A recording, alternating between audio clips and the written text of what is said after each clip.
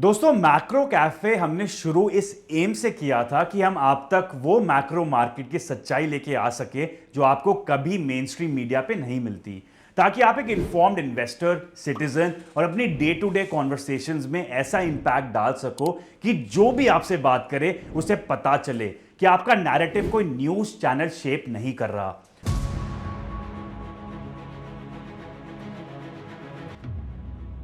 दुनिया भर में एक ऐसा चेंज आ रहा है जो पिछले 80 साल की हुकूमत जो यूएसए की चल रही थी उसके टुकड़े कर सकता है, और यह चेंज शुरू हो चुका है।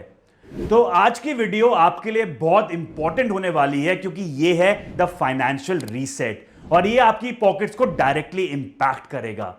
न्यूयॉर्क में लिबर्टी स्ट्रीट के 80 फीट नीचे एक ऐसा वॉल्ट है जहां दुनिया का सबसे बड़ा गोल्ड रिजर्व रखा हुआ है, जिसमें 6000 मेट्रिक टन गोल्ड है। सोचो, 60 lakh kilo gold.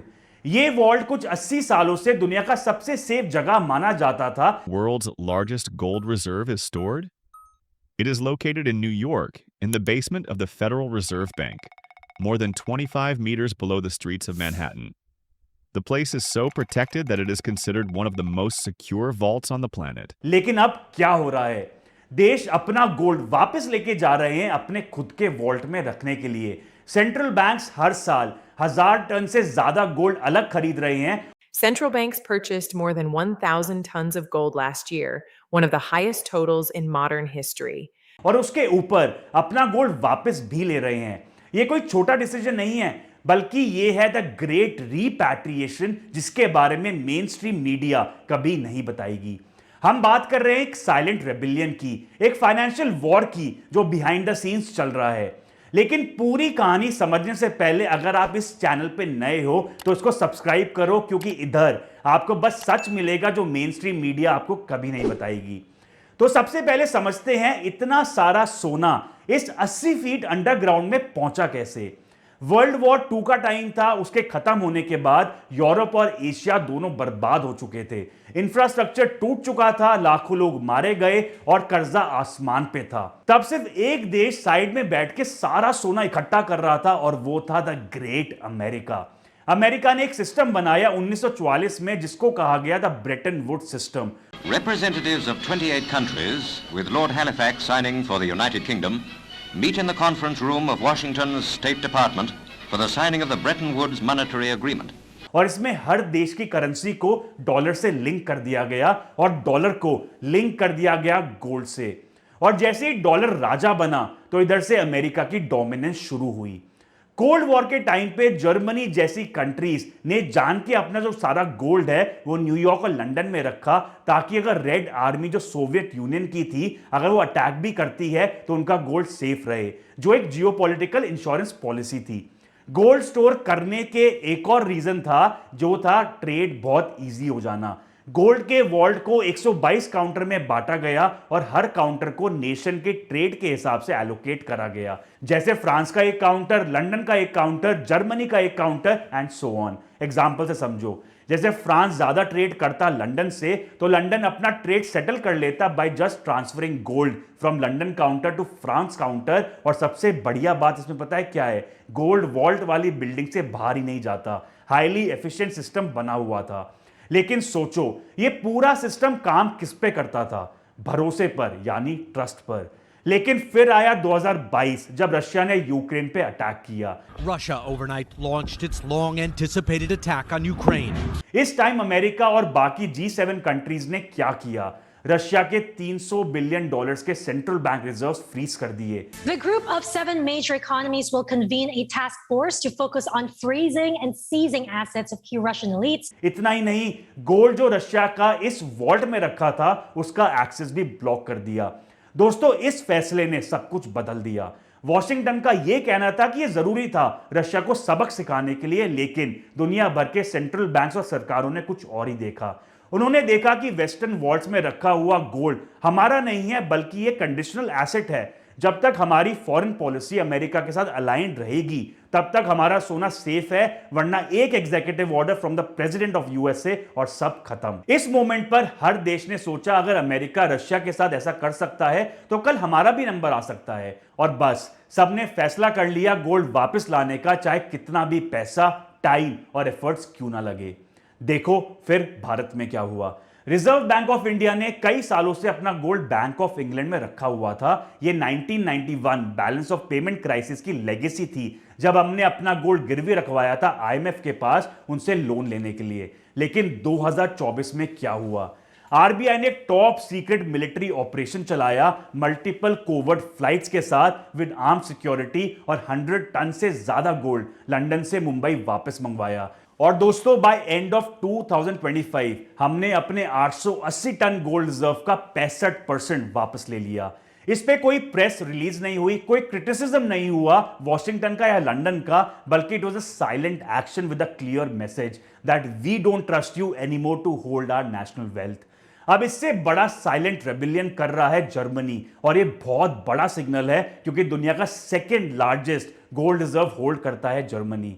Staying with Germany, the country with the second largest gold reserves in the world. Germany ने सालों पहले पेरिस और न्यूयॉर्क से गोल्ड वापस लेना शुरू कर दिया था, लेकिन अभी भी उनका 1200 टन से ज्यादा गोल्ड न्यूयॉर्क में पड़ा हुआ है, which is 37% of the total reserve.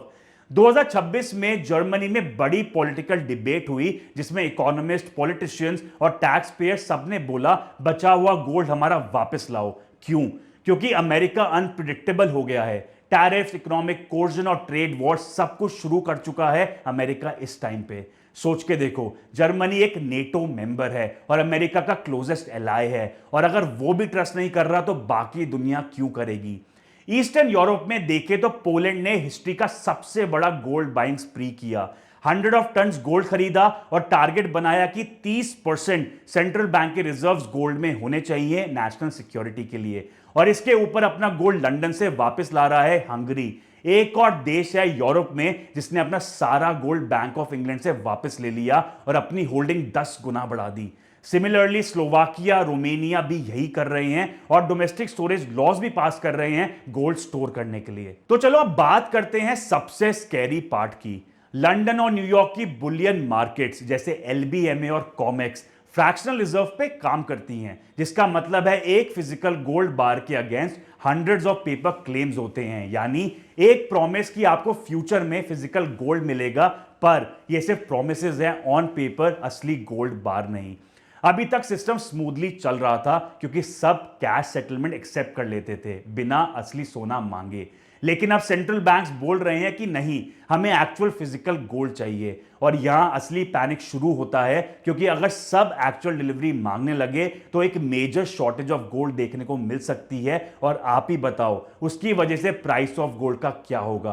Comment section में जरूर बताना। याद है जब जर्मनी ने अपना गोल्ड वापस मांगा था न्यूयॉर्क फेड से, तो फेड ने जवाब दिया था कि डिलीवरी हम 7 साल में पूरी करेंगे। और जब फाइनली गोल्ड जर्मनी पहुंचा तो ऑडिटर्स ने देखा कि बहुत सारे बार्स की कास्टिंग डेट्स रीसेंट थी, यानी ओरिजिनल सीरियल नंबर मैच नहीं कर रहे थे उन गोल्ड से जो कोल्ड वॉर के टाइम पे जमा करवाया था। इसका मतलब हुआ कि अमेरिका ने ओरिजिनल गोल्ड लीज कर दिया, बेच दिया या स्वैप में यूज कर लिया। इसीलिए रीसेंट कास्टिंग डेट्स देखने को मिली गोल्ड पे, क्योंकि वो नया गोल्ड लेके दे रहे थे। दोस्तों इसने ट्रस्ट कंप्लीटली शैटर कर दिया, क्योंकि अगर आपका गोल्ड सेफ ही नहीं है और अमेरिका अपने हिसाब से उसको यूज कर सकता है तो पॉइंट ही क्या हुआ उसको उधर रखने का। आप समझो चेरी ऑन केक, जो अमेरिका के फाइनेंशियल हुकूमत पे final nail in the coffin हो सकता है। ब्रिक्स कंट्रीज जो हैं ब्राजील, रशिया, इंडिया, चाइना और साउथ अफ्रीका, ये सब थोड़ा बहुत गोल्ड नहीं खरीद रहे, बल्कि ये स्टैटिस्टिक्स देखो। 2020 से 2024 के बीच ब्रिक्स और उनके पार्टनर्स ने ग्लोबली परचेज हुए गोल्ड का 50% खुद खरीदा है। और इसके ऊपर भी ये सुनो कि ये सारे देश मिलकर गोल्ड प्रोडक्शन का 50% भी कंट्रोल करते हैं। मतलब सीधा है, ये देश एग्जिस्टिंग गोल्ड सप्लाई का मेजॉरिटी तो खरीद ही रहे हैं, उसके ऊपर फ्यूचर सप्लाई का मेजॉरिटी भी कंट्रोल करते हैं। लेकिन अब सवाल ये पूछोगे ऐसा कर ही क्यों रहे हैं? दोस्तों ये सारे देश मिलकर एक नया फाइनेंशियल सिस्टम बना रहे हैं जो यूएस डॉलर को कंप्लीटली बाईपास करेगा, और ऐसा अभी भी हो रहा है। ब्रिक्स कंट्रीज का 33% ट्रेड बिना डॉलर के हो रहा है, तो कंप्लीट बाईपास कोई डिस्टेंट ड्रीम नहीं है। अब देखो इधर गोल्ड कैसे काम आएगा। एक सिचुएशन इमेजिन करते हैं जिसमें चाइना और रशिया ट्रेड करते हैं, लेकिन चाइना को रशियन रूबल्स नहीं चाहिए और रशिया को चाइनीज युआन नहीं चाहिए, तो सेटलमेंट किसमें होगा? गोल्ड में। लेकिन ये तभी काम करेगा जब गोल्ड इन सब कंट्रीज के वॉल्ट में होगा, क्योंकि अगर गोल्ड न्यूयॉर्क के वॉल्ट में पड़ा है और उधर का फेडरल जज एक ऑर्डर साइन कर दे कि गोल्ड बाहर ही नहीं जाएगा, तो गेम ओवर हो जाएगा। इसीलिए gold Moscow, Beijing, Mumbai, Warsaw और जोहानिसबर्ग शिफ्ट हो रहा है ताकि एक independent dollar free trading system बन सके। ये सब समझने के बाद देखते हैं कि इससे अमेरिका को क्या नुकसान होगा। देखो पिछले 80 साल से अमेरिका की जो हुकूमत थी वो एक चीज पे बेस्ड थी कि दुनिया भर के इन्वेस्टर्स यूएस के ट्रेजरी बॉन्ड्स खरीदते थे। जब जब यूएसए के साथ ट्रेड करके बाकी देश ट्रेड सरप्लस कमाते थे, यानी एक्सपोर्ट्स ज्यादा करते थे अमेरिका को दैन इंपोर्ट्स, तो वो पैसा इन्वेस्ट होता था वापस से यूएस के बॉन्ड्स में, जिसके थ्रू अमेरिकन गवर्नमेंट कर्जा लेती थी और ये बॉन्ड सबसे ज्यादा सेफ माने जाते थे। इसीलिए सबके लिए विन विन सिचुएशन थी।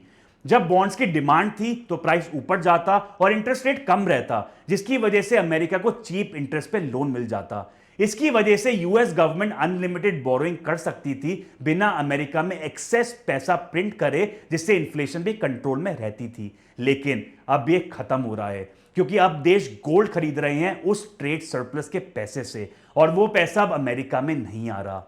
लेकिन अमेरिका को सस्ता पैसा चाहिए, क्योंकि अमेरिका का डेट 38 ट्रिलियन डॉलर पे है और हर कुछ महीनों में 1 ट्रिलियन डॉलर इसमें ऐड हो रहा है। और अगर फॉरेन बायर्स नहीं आए तो ये बॉन्ड्स कौन खरीदेगा? सिर्फ फेडरल रिजर्व या फिर स्टेबल कॉइन जैसी क्रिप्टो कंपनीज, जो जीनियस एक्ट के बाद कंपलसरी करा गया। इसका क्या मतलब होगा? फेड को पैसा प्रिंट करना पड़ेगा, अनलिमिटेड मनी प्रिंटिंग होगी क्योंकि कर्जा आसमान पर है और इससे इन्फ्लेशन बेकाबू होगी। जब एक्सेस पैसा होगा बाजार में तो डॉलर अपनी वैल्यू खोएगा, और जब ये पैसा लिमिटेड गुड्स के पीछे भागेगा तो प्राइसेस ऊपर जाएंगे, जिससे हाइपर इन्फ्लेशन हो सकती है। अब सोचो कंज्यूमर्स पे इसका क्या असर पड़ेगा। जब डॉलर की वैल्यू गिरेगी तो इंपोर्टेड गुड्स महंगे होंगे, जैसे इलेक्ट्रॉनिक्स, कपड़े, मेडिसिन, कार पार्ट, सब कुछ। सैलरी सेम रहेगी लेकिन पैसा अपनी वैल्यू लूज कर देगा, जिससे मिडिल क्लास खत्म हो जाएगा। अब सवाल ये है, इस सब में आप क्या कर सकते हो? सरल सा जवाब है, वही करो जो सेंट्रल बैंक्स कर रहे हैं। दुनिया के सबसे स्मार्ट फाइनेंशियल इंस्टीट्यूशंस जिसके पास अनलिमिटेड इंफॉर्मेशन है, जो खुद करेंसी प्रिंट करते हैं, वो गोल्ड इकट्ठा कर रहे हैं। अगर जर्मनी का सेंट्रल बैंक फेडरल रिजर्व पे भरोसा नहीं करता तो तुम कमर्शियल बैंक पे क्यों भरोसा करोगे? तो दोस्तों स्ट्रैटेजी क्लियर है, फिजिकल पोजेशन।